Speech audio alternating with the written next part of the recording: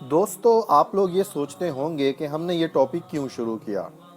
دراصل وجہ یہ ہے کہ حضور اکرم صلی اللہ تعالیٰ علیہ وآلہ وسلم کا فرمان ہے کہ قیامت کی علامات میں سے ایک علامت یہ بھی ہے کہ لوگ دجال کے بارے میں ذکر کرنا چھوڑ دیں گے۔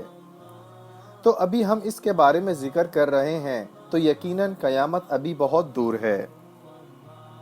ابھی تک اگر آپ لوگوں نے ہمارے چینل کو سبسکرائب نہیں کیا ہے تو پلیز اس کو جلدی سے سبسکرائب کر لیجئے اور بیل آئیکن کا بٹن بھی دبا دیں۔ شکریہ۔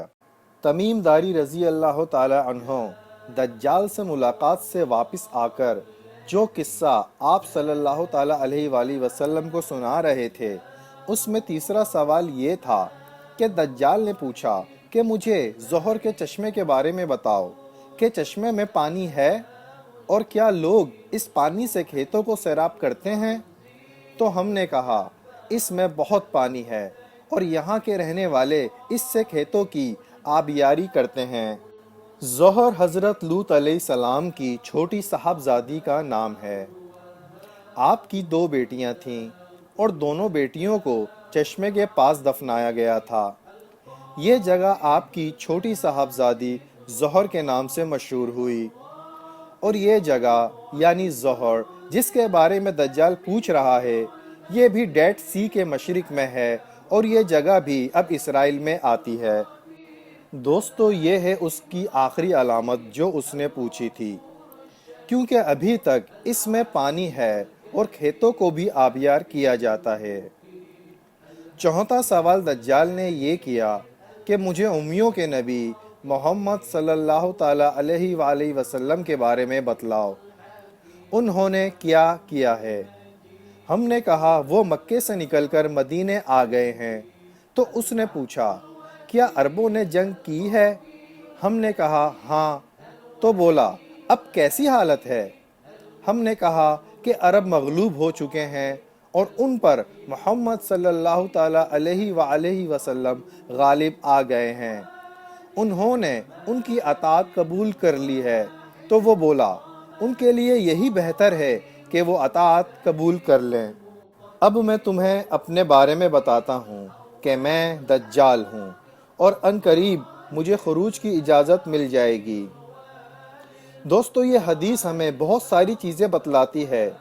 اس طویل حدیث کے بعد ہمیں بہت سی معلومات حاصل ہوتی ہیں۔ ایک یہ کہ دجال مرد ہے اور بہت عرصے سے ہے اور زمین پہ ہی ہے۔ اس حدیث کو پڑھنے سے دجال کی رہائش کا بھی کچھ علم ہوتا ہے کہ وہ کہاں رہتا ہے۔ دوستو اب آگے دیکھتے ہیں اور تحقیق کرتے ہیں کہ دجال اس وقت کہاں ہے اور لوگ اسے تلاش کیوں نہیں کر پا رہے، حالانکہ سیٹلائٹ کے ذریعے زمین کا ایک ایک کونا چھانا جا چکا ہے۔ جیسے ابھی آپ چاہیں تو گوگل پہ جائیں اور گوگل میپ کے ذریعے دنیا کا چپا چپا دیکھ سکتے ہیں۔ تو جب ایک عام آدمی گھر بیٹھ کر اتنا کچھ کر سکتا ہے، جب یہ ٹیکنالوجی ایک عام آدمی کے پاس ہے، تو جن لوگوں کے پاس جدید ٹیکنالوجی ہے ان لوگوں نے تو زمین کا ذرہ ذرہ چھان مارا ہے، تو آخر دجال کیوں نہیں مل رہا؟ دوستو جب اتنے پاورفل لوگ اس کے انتظار میں ہیں، اپنا نجات دہندہ اسے قرار دیتے ہیں، پھر لوگوں نے اس کے اوپر ریسرچ شروع کری۔ کسی نے کہا کہ وہ چڑیا کے گھونسلے میں رہتا ہے۔ جب سننے والے ہنسے تو کہا نہیں نہیں، وہ ویسا گھونسلہ نہیں ہے، وہ ایک الگ طرح کا گھونسلہ ہے۔ کسی نے کہا کہ وہ لکڑی کے تابوت میں رہتا ہے، تو کسی نے کہا کہ وہ ایک غار میں رہتا ہے۔ یہ سب کی اپنی اپنی تحقیق تھی۔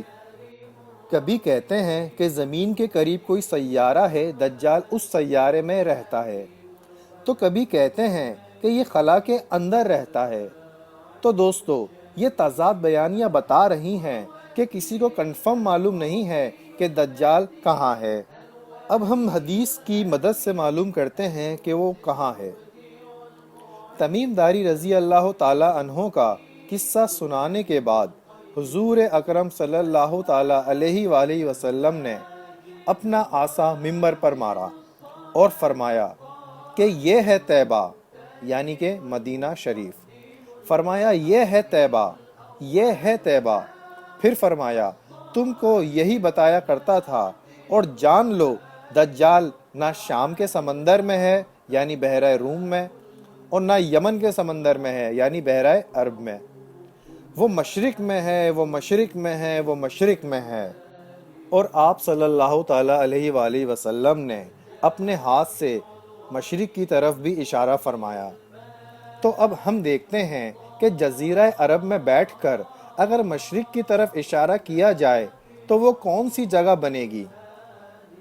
تو جزیرہ عرب میں بیٹھ کر جب مشرق کی طرف اشارہ کیا جاتا ہے تو دو بڑی امپورٹنٹ جگہیں سامنے آتی ہیں، جنہیں صرف مسلمان ہی نہیں بلکہ عیسائی بھی کہتے ہیں کہ وہ شیطانی سمندر ہے، یعنی ڈیول سی۔